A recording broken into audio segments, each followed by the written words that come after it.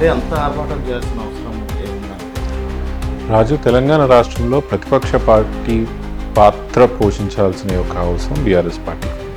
చంద్రమండలం అవసరం ఉంటే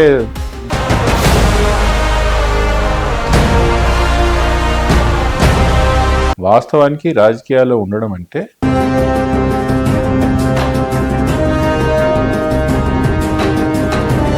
మరి కార్తిక్ రెడ్డి గారు ఒకసారి ఎంపీ ఎలక్షన్స్లో పోటీ చేసి మళ్ళీ ఎందుకు స్క్రీన్ మీదకి రాలేరు? సో ఈ జర్నీ ఇప్పటి నుంచి స్పీడప్గా ఉంటుంది అనుకోవచ్చు. మొన్నటి వరకు లెక్క, ఈ రోజు నుంచి లెక్క.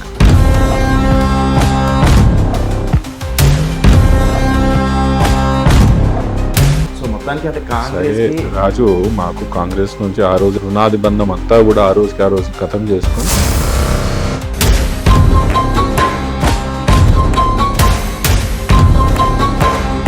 భవిష్యత్తులో అసలు కేసీఆర్ అనే ముక్కనే లేకుండా చేస్తూ ఉంటున్నారు. బీఆర్ఎస్ని గంగలో కలపాలని బండి సంజయ్ గారు కూడా చెప్పడం అనేది జరుగుతుంది.